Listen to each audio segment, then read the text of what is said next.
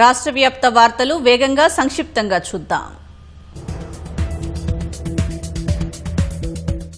నిజామాబాద్ జిల్లా భీమ్గల్ మండలంలో junior civil judge come judicial magistrate first class court అందుబాటులోకి వచ్చింది. హైకోర్టు న్యాయమూర్తి జస్టిస్ తంగిరాల మాధవీదేవి ముఖ్య అతిథిగా హాజరై న్యాయస్థానాన్ని ప్రారంభించారు. సీఎం బ్రేక్ఫాస్ట్ పథకం కోసం ఖమ్మం జిల్లా మదిరలో అధునాతన సెంట్రలైజ్డ్ వంటశాల ప్రారంభానికి సిద్దమైంది. Hare Krishna movement charitable foundation, Singareni collieries company limited ఆధ్వర్యంలో మదిర, సత్తుపల్లి, వైరా నియోజకవర్గాల్లోని ప్రభుత్వ పాఠశాలలకు ఇక్కడి నుంచి విద్యార్థులకు అల్పాహారం అందించనున్నారు. ఆరోగ్య భారత్ నిర్మాణం కోసం నేషనల్ హెల్త్ మిషన్ ద్వారా దేశవ్యాప్తంగా బస్తీ దవాఖానాలు కేంద్రం ఏర్పాటు చేస్తోందని బీజేపీ రాష్ట్ర అధ్యక్షుడు రామచంద్రరావు తెలిపారు. నారాయణగూడ కేశవ్ మెమోరియల్ సర్దార్ పటేల్ ఆడిటోరియంలో ధన్వంతరి అవార్డ్స్ ప్రదానం చేశారు. ఈ కార్యక్రమంలో వైద్యులను సన్మానించారు. పోలీసుల కళ్లుగప్పి ఆసుపత్రి నుంచి పారిపోయిన ఖైదీని 24 గంటల్లోనే పట్టుకున్నారు. మెదక్ జిల్లా వెల్దుర్తికి చెందిన జొన్నల సాయి కుమార్ దొంగతనం కేసులో ఈ నెల 15న పోలీసులకు చిక్కాడు. వైద్య పరీక్షల కోసం ఆసుపత్రికి తీసుకురాగా పోలీసుల కళ్లుగప్పి తప్పించుకున్నాడు. ఒక్కరోజులోనే పోలీసులు నిందితుడిని అదుపులోకి తీసుకున్నారు. తెలంగాణలోనూ జనసేన సత్తా చాటేందుకు కార్యకర్తలు సైనికుల్లా పోరాడాలని ఖమ్మం జిల్లా జనసేన సమన్వయకర్త, మాజీ ప్రజారోగ్య శాఖ డైరెక్టర్ గడల శ్రీనివాసరావు పిలుపునిచ్చారు. మదిర నియోజకవర్గ స్థాయి సమావేశానికి ముఖ్య అతిథిగా హాజరయ్యారు.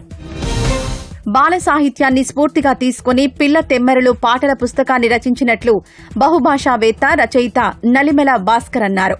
25 పాటలతో కూడిన పిల్లల తెమ్మెరలు పుస్తకాన్ని కరీంనగర్ ఫిలిం భవన్లో ఆవిష్కరించారు. సైనికులు మానవత్వం చాటిన ఘటన ఛత్తీస్గఢ్ రాష్ట్రం నారాయణపూర్ జిల్లాలో జరిగింది. దుర్మేడుకు చెందిన సుధీకి పురిటి నొప్పులు రావడంతో జవాన్లకు సమాచారం అందింది. గర్భిణిని దాదాపు 6 కిలోమీటర్ల మేర అటవీ మార్గంలో మోసుకొచ్చి ఐటీబీపీ ఫోర్స్ ఫీల్డ్ ఆసుపత్రిలో చేర్చారు. సకాలంలో స్పందించడంతో తల్లి, బిడ్డ క్షేమంగా ఉన్నారు. కొద్ది నెలలుగా ఉమ్మడి వరంగల్, కరీంనగర్, హైదరాబాద్ జిల్లాల్లో నేరాలకు పాల్పడుతూ పోలీసులకు చిక్కకుండా తిరుగుతున్న ముఠాని ఆదిలాబాద్ జిల్లా పోలీసులు పట్టుకున్నారు. నిందితుల నుంచి 7 మోటార్ సైకిల్స్, 3 ఆటోలు, ఓ కారు, 8 మొబైల్ ఫోన్లు, 1500 నగదును స్వాధీనం చేసుకున్నారు. మెదక్ జిల్లా హవేలీ ఘన్పూర్ మండలం గంగాపూర్ శివారులో గుర్తు తెలియని వాహనం ఢీకొని చిరుత మృత్యువాత పడింది. రహదారిపై చిరుత మృతదేహాన్ని గమనించిన ప్రయాణికులు అటవీశాఖకు, స్థానిక పోలీసులకు సమాచారం అందించారు. ఘటనా స్థలానికి చేరుకున్న అధికారులు ఆధారాలను సేకరించారు.